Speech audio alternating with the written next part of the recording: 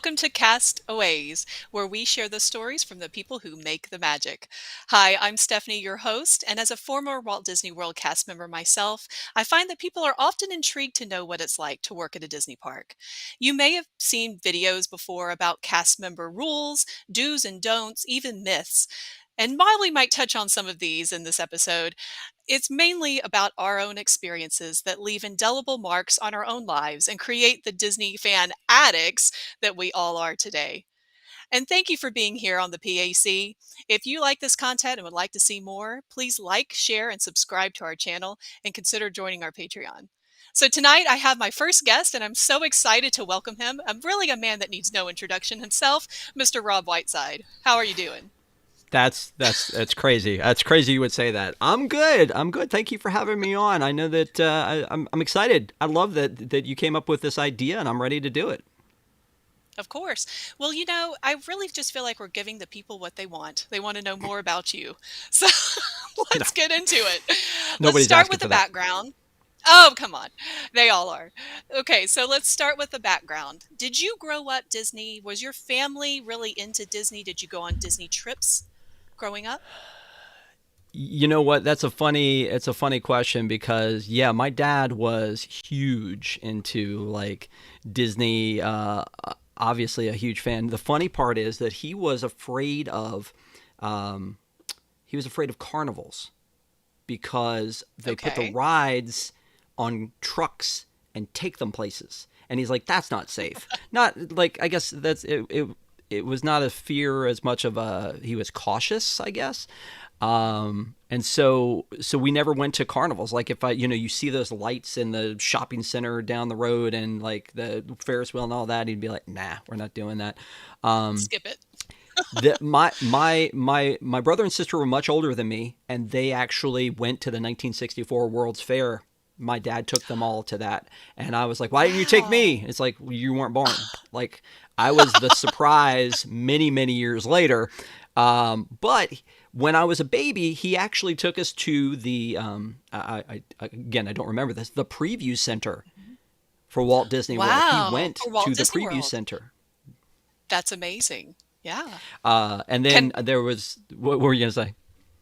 I was just going to say, the last time I went to Disney World, I actually met someone who had been working there for over 50 plus years because she worked at the preview center.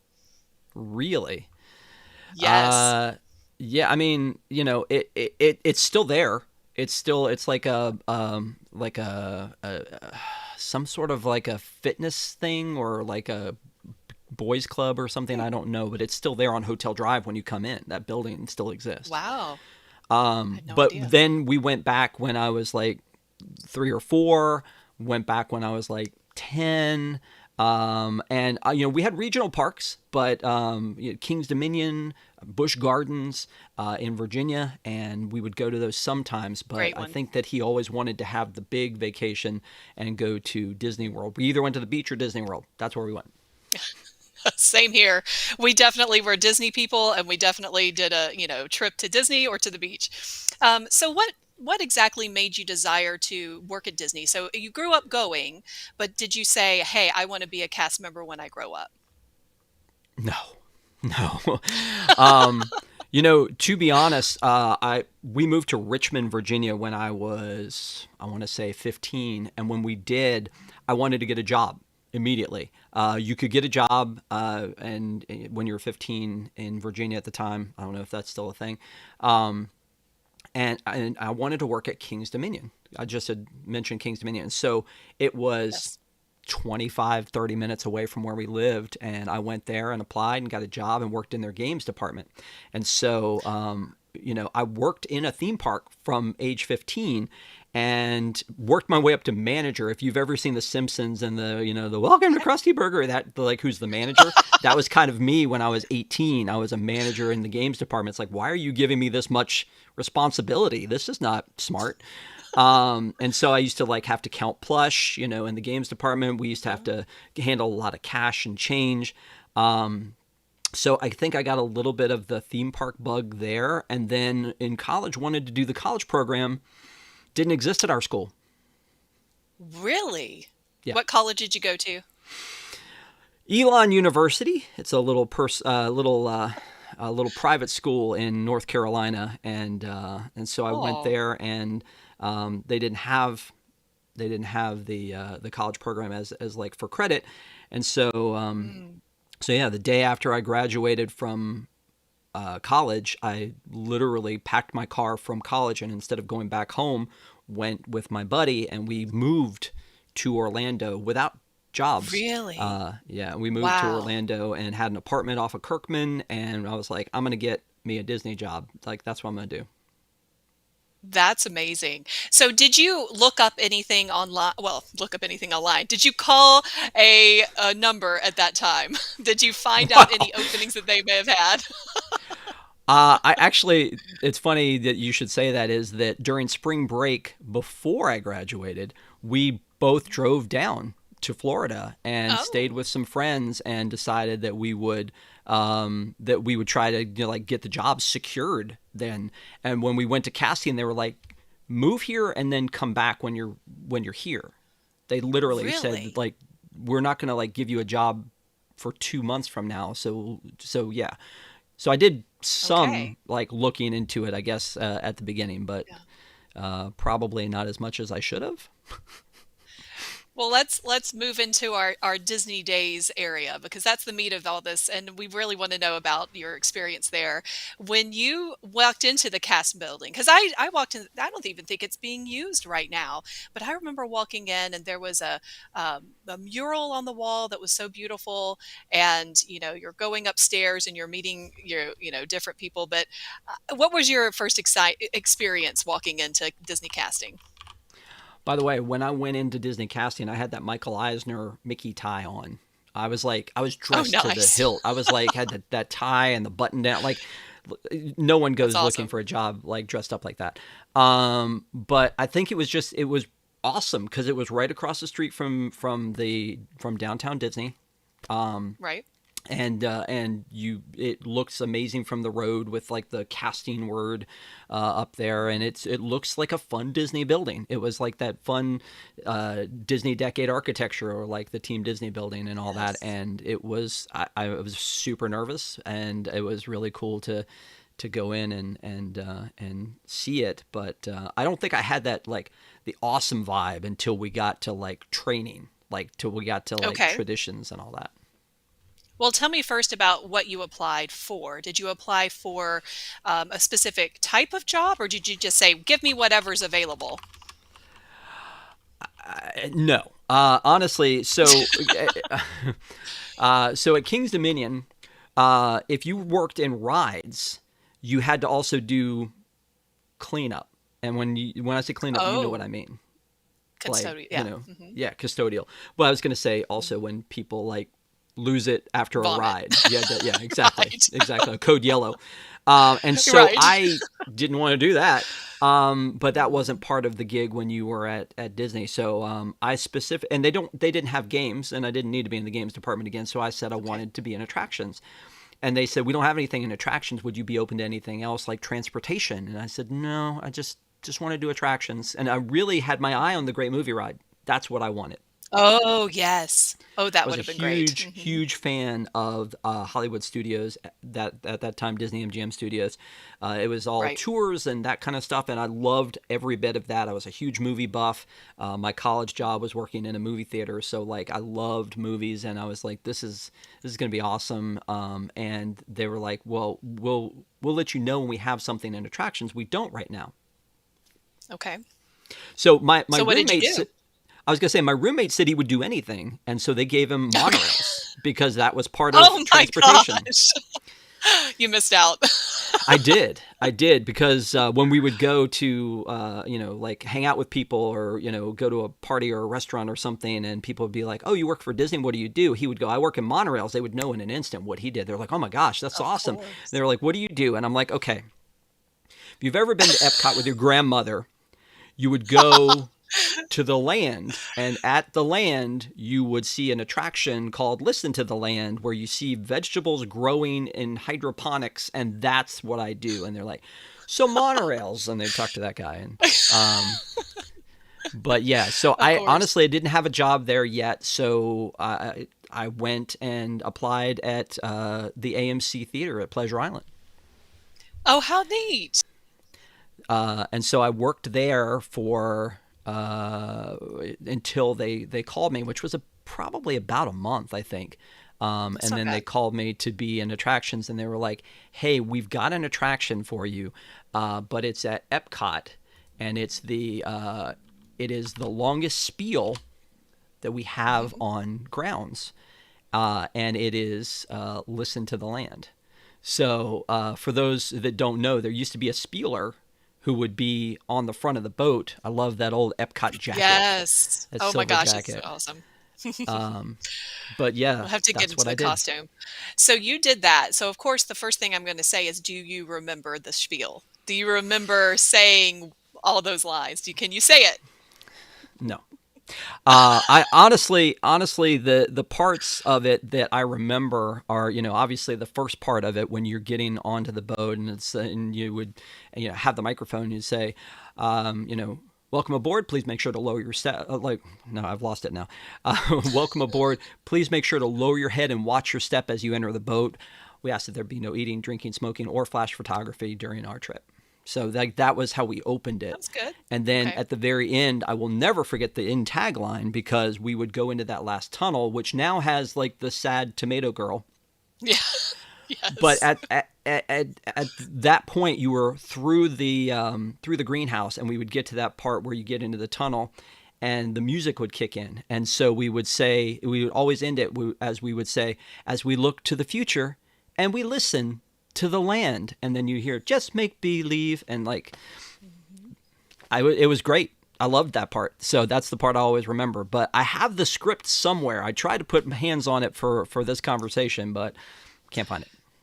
Well, did you ever get tired of it? Did you ever feel like it was monotonous and you just had to get out of there and listen to something else? You know, I don't know. Oh, you mean the song? Yeah, all of it, just everything. Were you just sick of it by the end of the day? I don't know if Disney invented this process, but there was something that was called the bump, where you would only work each station during your shift in 15-minute intervals. So you didn't really Ah. get a chance to get tired of it. So we would start where we would bump in. And when you Mhm. bump in, you would bump in as greeter. And so you would stand at the front of the queue and you Oh. would say, you would welcome people in. There was no fast pass at the time. There's Mhm. not any now. It's Lightning Lane, but Right. you would greet people as they were coming in. Then you would move from greeter. You would get bumped. Somebody would come off a break and they would bump you, and they would say Mhm. you're bumped, and you would go to the next one, which is load, where Okay. you would say, "Hi, how many? Four? Row Mhm. four. Hi, how many? Four? Row five."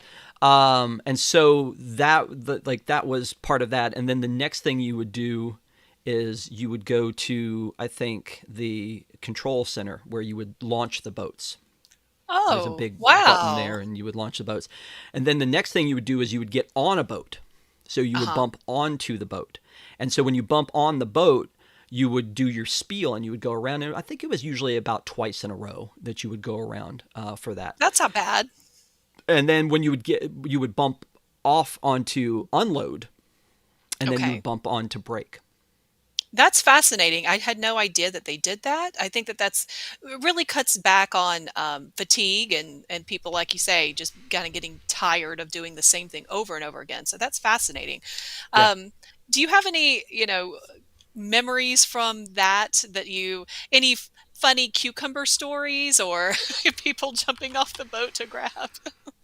Uh, yeah, actually, I have a couple of funny stories. But one is that when you are trained to be a cast member, the first thing you do, and you know this because having been one, but at the time you had to take a class on how to be a Disney cast member before you were trained on your attraction. So you went through what was called Traditions 1, Traditions 2, and Showmanship. There were 3 days, 3 classes. Mhm. On day 1, Traditions 1, they gave you a little quiz. Again, I don't know if you had this. They actually was pen and paper. They give you a little quiz, and you would group together. It's kind of like a team building exercise. And I, of course, was all like cocky, and I'm like, I've got all these answers. They're like, oh, the seven dwarves. Yep, I got it.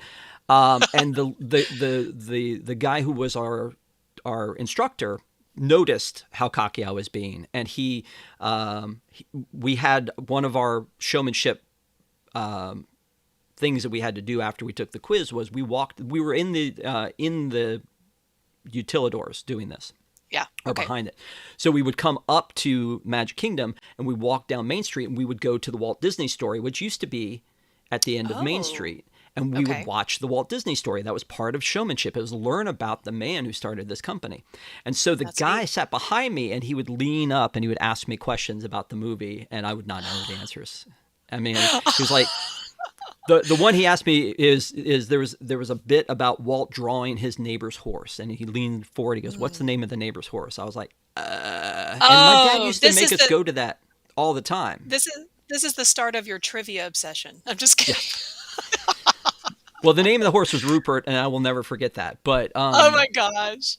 But yeah, Yeah. so we learned that, and we had traditions 1 and 2, and showmanship. And in showmanship, I remember them singing "Now Is the Time," which was the song Uh-huh.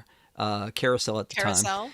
Yep. And so that happened for 3 days, and then after that, we went to spend a week learning how to do our job Mm-hmm. or our role there.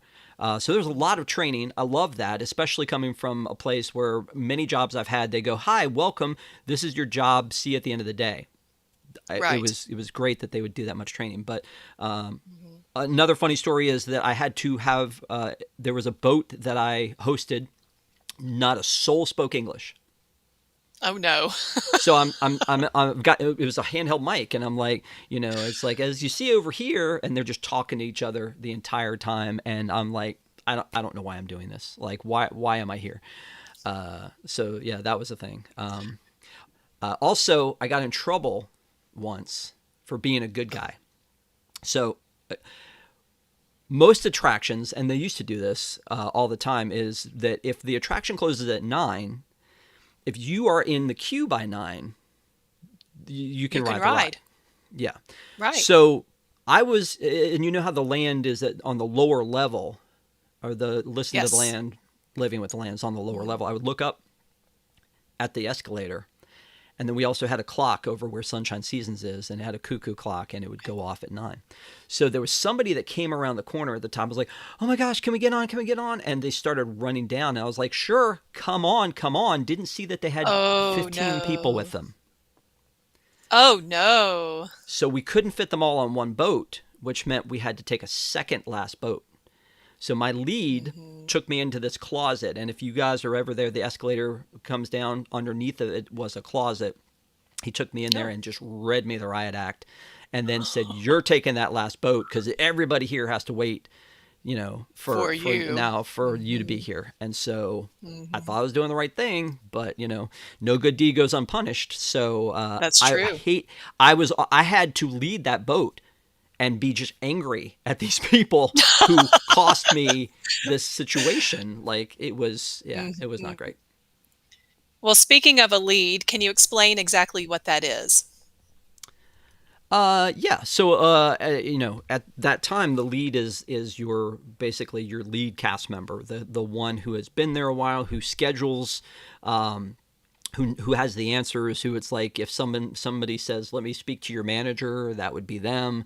They're the ones who are the senior person on staff there. So they're running the shifts. Usually there would be 2 a day and a night lead, and they would have a meeting at past, like when they would cross over and talk about who was coming up on the next shift and all of that. So that would all happen back in the break room.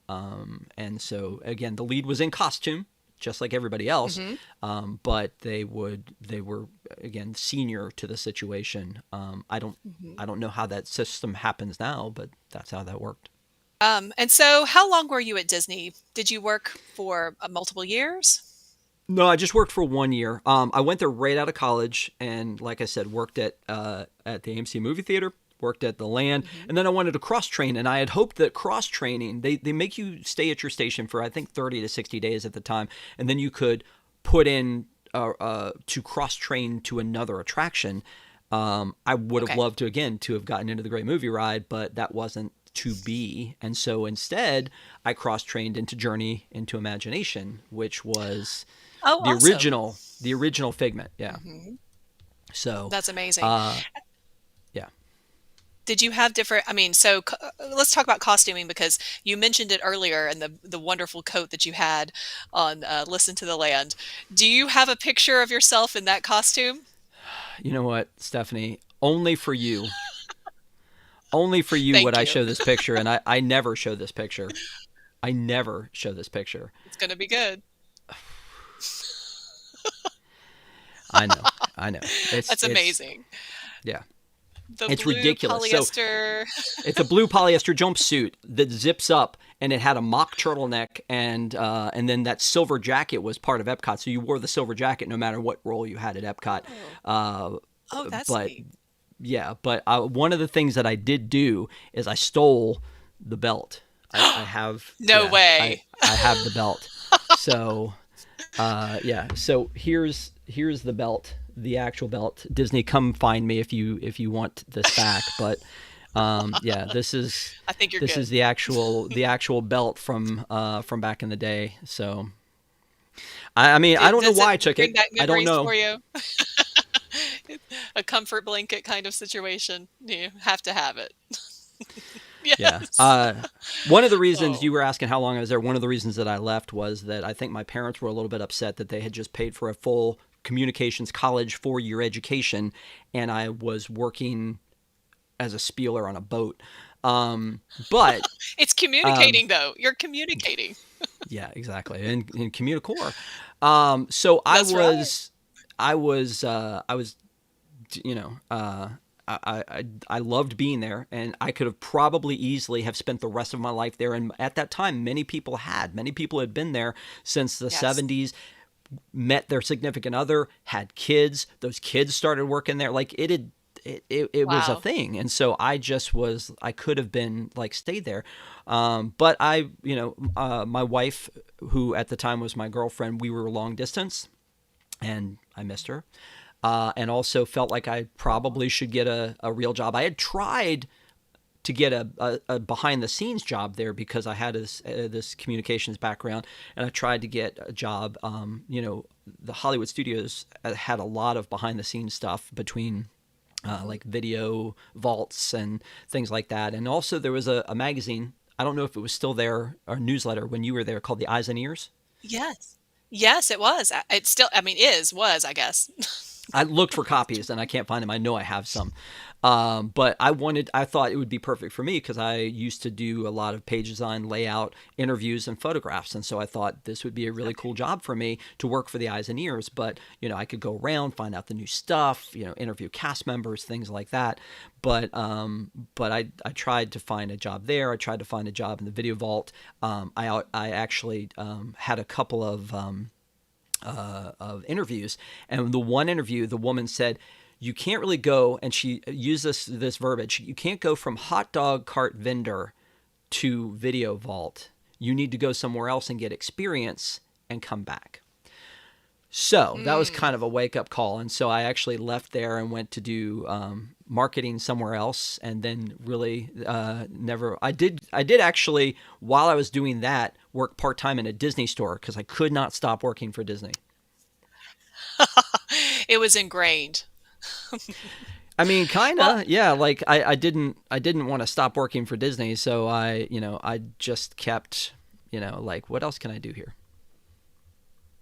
well, I do feel like the majority of people that start low, if you will, on the totem pole, that is, and work face to face, with the consumer, with the customer, tend to be a better person in the upper management levels.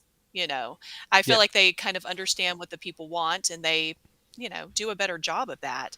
So I don't know that maybe she wanted you to have a couple of years experience under your belt, but I don't know. Starting with the Listen to the Land was a pretty good Yeah. marketing, you're marketing the land, I guess in that way. Well, and So, let me show you this is I have my name tags from the AMC theaters where I oh worked, yes, my regular name tag, my 20th anniversary name tag, and my Disney Store name tag. Like I kept them all. that's awesome. I love the 20th. That's amazing. That is Yeah. so good. It didn't have the where you're from though. When did they start doing that? I don't know. I feel like that started with the college program. I think the college program ones always said Oh, where okay. you were from, and then I think that kind of like bled over maybe into that. I actually have an extra like 20th one right here, and again you can Oh, tell how there's really cool. yeah there's this was assigned to me from wardrobe, and I think I probably told them that I lost my name tag so I could get a new one, and they would charge you like I think $5, and I'm like Uh-huh. okay, like that's fine. Let's do it. Again, Disney, come find me. It's worth it. Yes. Know where to find you. So we mentioned traditions. We mentioned that everybody who joins the Disney company, which I think is actually very wonderful, and if most companies don't do this, they really should. They give a history about the founding of the company and the founder, and like you said, the well now four keys, five keys of the Disney show.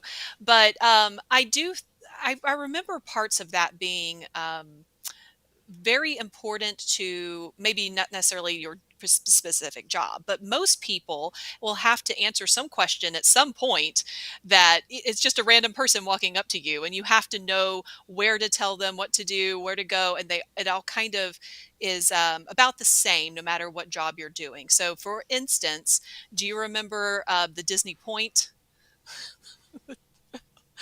where, yes, of course, Yes, always two the fingers.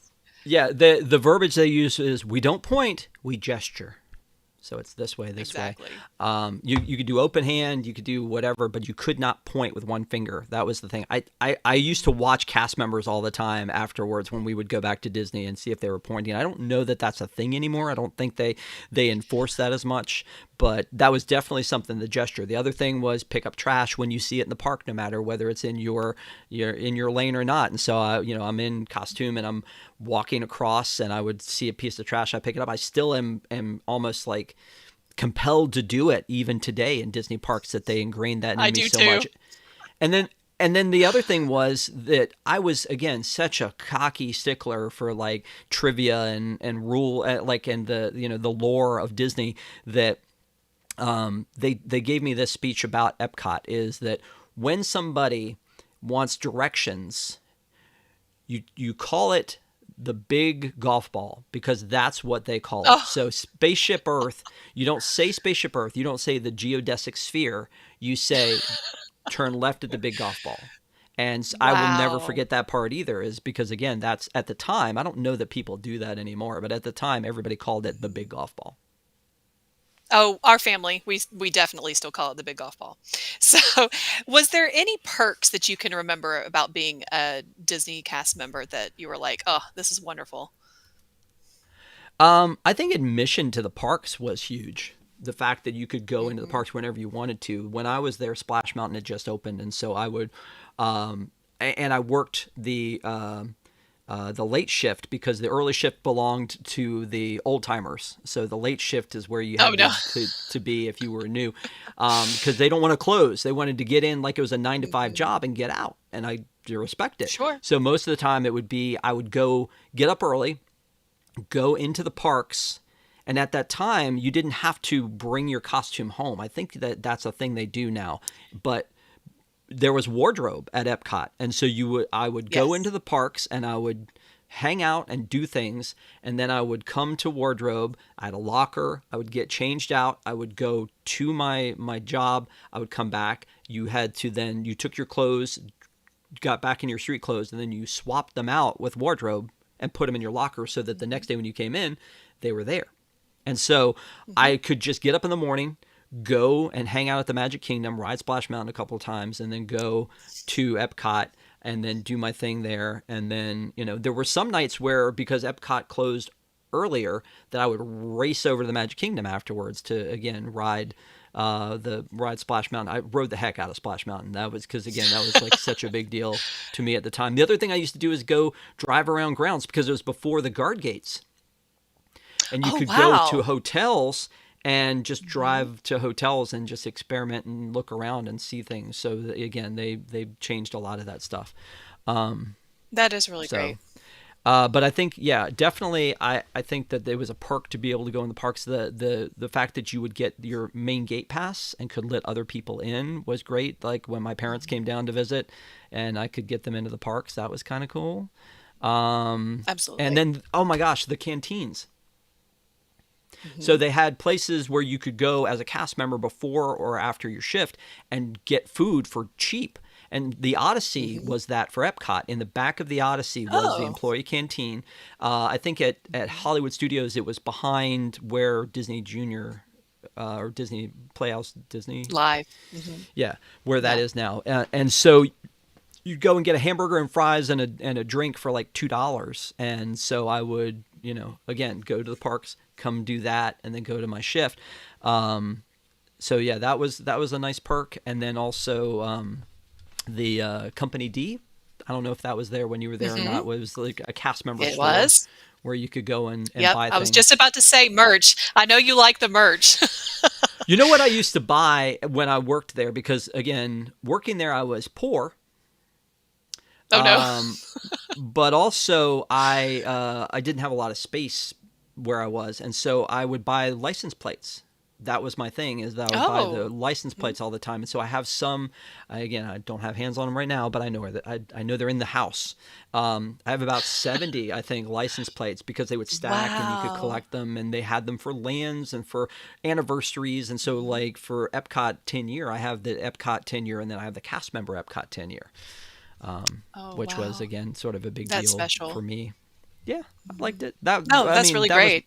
that was my perk that I liked about it. I don't know if that lines up with what you were thinking. Oh yeah, absolutely. I remember having the ability to do discounted tickets. So not you're talking about the main gate pass, but you could even purchase just day tickets at a significant discount, like over Yeah. 50% off for those. So that was really cool. One Anything that thing. was a drawback though. Oh Oh, sorry, well, go ahead. let me tell you one other thing is that I don't know if they still do this. Is they would let you. They had a cast member Christmas party at the Magic Kingdom Mhm. where you could go and they would basically keep the park open, and you could go and hang out, and they had like refreshments, and I think that there was maybe the first night of the parade, like before the like when Mhm. the Christmas parade was starting. This was back before I think Mickey's Very Merry. So it was like, Very but they would Mary. Mhm. practice the parade on the cast members. And so it was part of the party. But they gave us this Christmas ornament that I still have to this Oh, day of that's Chip and so Dale that neat. says Disney Cast Member Christmas Party on it. So I love that. drawbacks, is that what you said? Yes, like something that was a negative that you would say working for the company. Not enough money. That was the problem I think at Yeah. the time, was I just didn't make enough money. So I actually kept the job at What was it? AMC. Minimum wage? What would you say? Yeah, it Less was than. it was probably about minimum wage. I don't know, but they always found ways to get the money from you. The Company D store, Right. if you look through the eyes and ears, everything had a price tag. Hey, we're doing a cast member whitewater rafting. It's going to be this much, or you can go do this. And even like the Partners Bank, which it wasn't Partners at the time, I forget what it was at the time, was a bank for cast members, and they would like want you to Wow. bank there. And so all of it was like keep the money in the family. It's very smart. Mhm. But yeah, I remember working Thanksgiving Day, an opening shift at the Land, and then went and changed into my AMC outfit and went and worked till midnight at AMC on Oh my Thanksgiving. gosh. Yeah, so I started at Wow. 9 and worked until like 1 or 2 in the morning, between the two jobs to try and make ends meet. So Wow. Moonlighting as much as you can. Well, yeah, let's move back. We've done your Disney days, and you seem to have a lot of cool memories from that, and definitely solidified some of your love for Disney, even though you were working for a big corporation, and now you're an alumnus. So, what do you think you have taken from your time at Disney that you can apply to your everyday life? Any lessons? Any things about humanity, let's say, being able to talk to the public. Yeah, I don't know.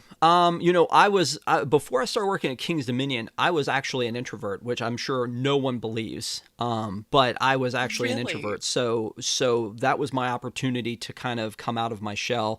And so I think that a lot of that you get a lot of that at Disney too, and a lot of confidence. And part of that confidence, I think, comes in the training that you know what you're doing, you Absolutely. know why you're there, and they sort of weed you out too. Like you have 30 days, at least at the time, you had 30 days before your benefits kicked in because they. And I remember that the guy who was our instructor said, he goes, because after 30 days, if you're still here, we know we got you.